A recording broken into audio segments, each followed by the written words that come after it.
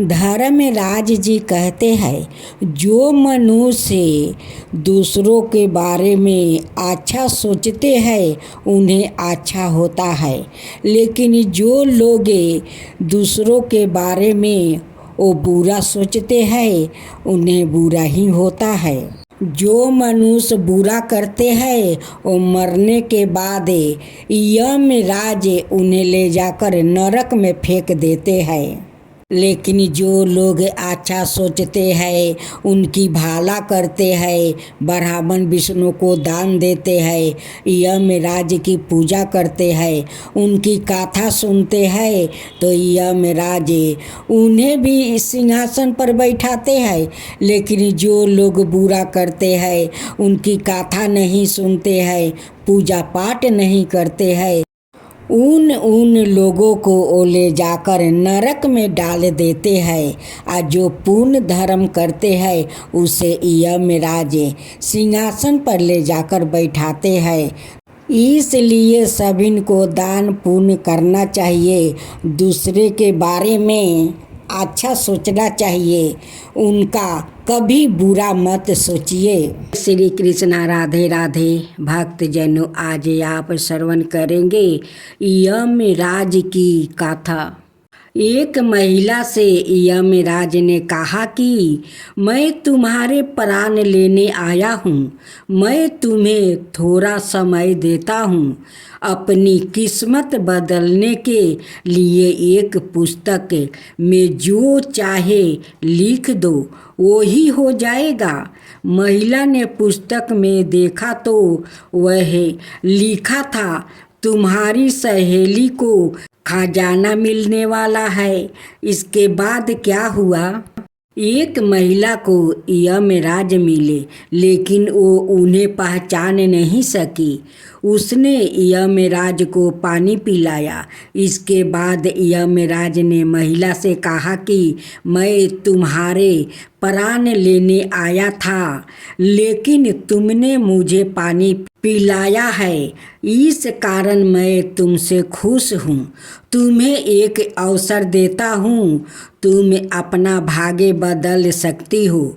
यह कहकर यमराज ने एक पुस्तक महिला को दे दिया और कहा कि इस पुस्तक में तुम्हारे नाम का एक पृष्ठ है, वहाँ तुम अपने लिए जो चाहती हो वो लिख सकती हो, जैसा लिखोगी वैसा ही होगा।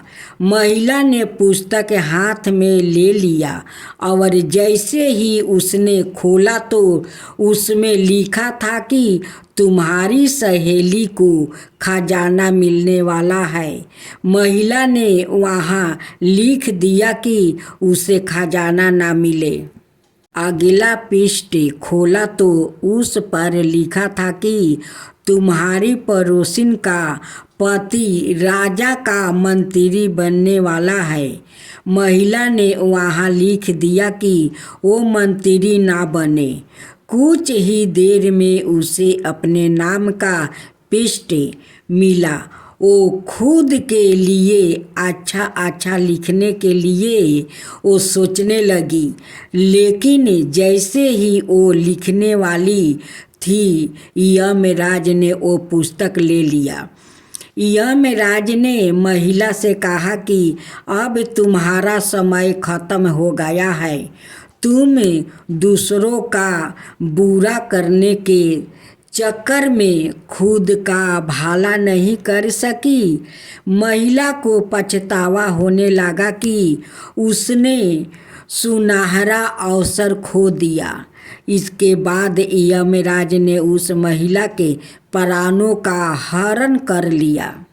इस कथा की सीख यह है कि काफ़ी लोग दूसरों का बुरा सोचते रहते हैं, मौका मिलने पर दूसरों का बुरा करते हैं। इस चक्कर में वो कई बार खुद का भला करने का अवसर खो देते हैं। हम दूसरों का भला ना कर सके तो कम से कम किसी का बुरा भी नहीं करना चाहिए। यही सच्ची मानवता है। अगर वो महिला अपनी मित्र और पड़ोसिन का बुरा नहीं सोचती तो खुद का भाग बदल सकती थी, लेकिन उसने पहले उनका बुरा करने की सोची और खुद के प्राण नहीं बचा सकी। जय धर्मराज जी, जय श्री हरि। आज हम एक ऐसी पावन और प्रेरणादायक कथा सुनने जा रहा है जो धर्म, अन्याय और भक्ति की मिसाल है। यह कथा है धर्मराज की। धर्मराज ने केवल एक पराक्रमी और धर्म प्रिय राजा थे, बल्कि वो अपने प्रजाजन की भलाई के लिए सदैव तत्पर रहते थे।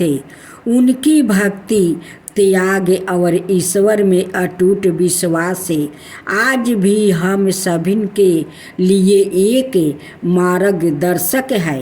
आइए इस पावन कथा को श्रद्धा और ध्यान से सुने, जिससे हमारे जीवन में भी धर्म और सच्चाई की प्रेरणा जागृत हो। सावन माह से धर्मराज जी की कथा कहानी। दो जेठानी थी। एक के घर में धन बहुत था पर वो कंजूस थी। दूसरी के पास धन थोड़ा कम था पर मन से वो बहुत अमीर थी। रोज सवेरे उठती, गंगा स्नान करती, तुलसी माता पर पीपल सींचने, भगवान के मंदिर जाके पूजा करती। धर्मराज सूरज भगवान की कहानी सुनती, भगवान के भोग लगाकर अतिथि को जिमाती, गाय कुत्ते के लिए गरहस निकालती।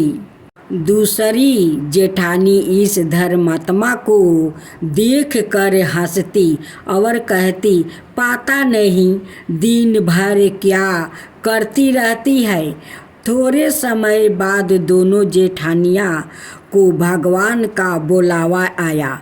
धर्मात्मा जेठानी के तो यमराज जी ने विमान भेजा और दूसरी को दूत मारते ही ले गया।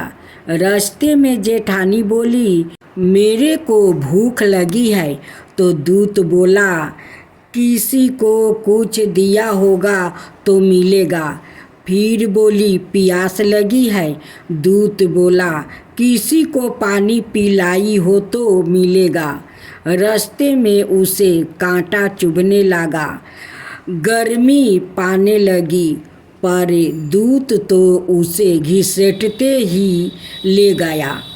अब जेठानी बहुत पछताने लगी कि सब कुछ होते हुए भी दान धर्म नहीं किया। इतने में यमराज का दरबार आया। धर्मात्मा बुढ़िया को भगवान के पास सिंहासन मिला और वो उस पर बैठी थी। उधर दूसरी जेठानी को तपते कुएं में डाल दिया। अब जेठानी यमराज से बोली, मुझे सवा पहर का जीवन दान दो, मैं वापस आकर दंड भोग लूँगी। यमराज बोले, ठीक है। सेठानी के शरीर में वापस प्राण डाल दिया। संसार में आते ही पंडितों को बुलाकर सेठानी ने धर्मराज की कथा सुनी, सब तरह से दान धर्म किया। इतने में समय पूरा हो गया। अब के बार विमान आया। सावा पहर के दान धर्म से सेठानी को स्वर्ग मिला। धर्मराज जी कौन है? यमराज धर्मराज जी के बारे में हिंदू धर्म के अनुसार यमराज मृत्यु के देवता है, भगवान सूर्य के पुत्र है। यमराज जी एक जोराव बहन यमुना है। यमराज की सवारी भैंस को माना जाता है। यमराज जी जीवों के मरने के बाद उनकी आत्मा को उनके अच्छे बुरे कर्मों के आधार पर स्वर्ग और नरक में भेजते हैं। वो परम भगवान 12 भागवताचार्य में है। यमराज दक्षिण दिशा के पाल कहते हैं। धर्मराज की कहानी मान्यताओं के अनुसार प्रत्येक व्यक्ति को अपने जीवन काल में धर्मराज की कहानी जरूर सुननी चाहिए और इस कहानी को सुनने से वैकुंठ धाम प्राप्ति होती है। तीसरा, धर्मराज की कहानी। एक गांव में एक बुढ़िया रहती। वो बहुत व्रत पूजा करती थी। उसकी आहु पूरी होने पर उसे यमदूत लेने आए और वो उनके साथ चलने लगी। रास्ते में चलते चलते एक गहरी नदी आई तो यमदूत ने उसे पूछा कि माता, तूने गौ दान किया है या नहीं? बुढ़िया ने उसी समय पूरी श्रद्धा से गाय का ध्यान किया तो गाय उसके समक्ष आ गई। फिर बुढ़िया उस गाय की पूंछ पकड़कर नदी आसानी से पार कर गई। कुछ देर बाद उसके रास्ते में काले कुत्ते आ गया। तब यमदूत ने कहा कि कुत्ते को खाना दिया था या नहीं? बुढ़िया ने फिर कुत्तों को ध्यान किया तो वो रास्ते में चल गई। बुढ़िया फिर से आगे बढ़ने लगी। तब उसके रास्ते में कौवा आ गया और उन्होंने उसके सिर में चोंच मारना शुरू कर दिया। तो यमदूत बोले कि किसी ब्राह्मण की बेटी के सिर में तेल लगाया था या नहीं? बुढ़िया ने फिर ब्राह्मण की बेटी का ध्यान किया तो कौवा वापस चल गया। कुछ आगे बढ़ने पर बुढ़िया के पैर में कांटे चुभने शुरू हो गया। यमदूत बोले कि खराऊ का दान किया है या नहीं? बुढ़िया ने उनका ध्यान किया तो खराऊ उसके पैरों में आ गई। बुढ़िया फिर आगे बढ़ी तो फिर चित्रगुप्त जी ने यमराज से कहा कि आप यहाँ किसे लेकर आए हो? तब यमराज जी बोले कि बुढ़िया ने दान पुण्य तो बहुत किया है, लेकिन उन्हें अपने जीवन में धर्मराज जी के लिए कुछ नहीं किया है, इसलिए आगे के द्वार इसके लिए बंद है।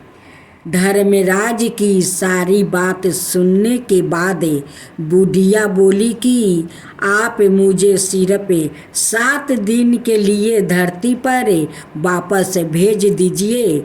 मैं पूरी श्रद्धा से धर्मराज जी का व्रत और उद्यापन करके वापस यहाँ लौट आऊँगी। यमराज ने उन्हें धरती पर वापस भेज दिया। बुढ़िया अपने गांव आ गई और गांव वालों ने उसे भूतनी समझकर अपने घर के दरवाजे बंद कर लिया। वो जब अपने घर गई तो उसके बहू बेटे ने भी डर के मारे दरवाजे बंद कर दिया। बुढ़िया ने कहा कि मैं भूतनी नहीं हूँ, मैं तो धर्मराज जी की आज्ञा से सिर्फ 7 दिन के लिए धरती पर वापस आई हूँ। इन 7 दिनों में मैं धर्मराज जी का व्रत और उद्यापन करूँगी, जिससे मेरे लिए परलोक के रास्ता खुल जाएगा। बुढ़िया की बातें सुनकर बहू बेटे उसके लिए पूजा की सामग्री ले आई। लेकिन जब बुढ़िया कहानी कहती है तब वो हुंकार नहीं भरती, जिसे बुढ़िया बाद में अपनी पड़ोसिन को कहानी सुनाती है और वो हुंकार भरती है। इस तरह से 7 दिन धर्मराज की विधि विधान व्रत पूजा और उद्यापन करने के बाद धर्मराज जी बुढ़िया को लेने के लिए विमान भेजते हैं। स्वर्ग से आए विमान को देखकर उसके बहू बेटे के साथ सारे गांव वालों भी स्वर्ग जाने को तैयार हो गया। बुढ़िया ने कहा कि तुम कहाँ तैयार हो रहे हो? मेरी कहानी तो सिर्फ मेरी पड़ोसिन ने सुनी है, इसलिए वही मेरे साथ जाएगी। तब सारे गांव वाले बुढ़िया से धर्मराज जी की कहानी सुनने का आग्रह करने लगा। तब बुढ़िया उन्हें भी कहानी सुना देती है।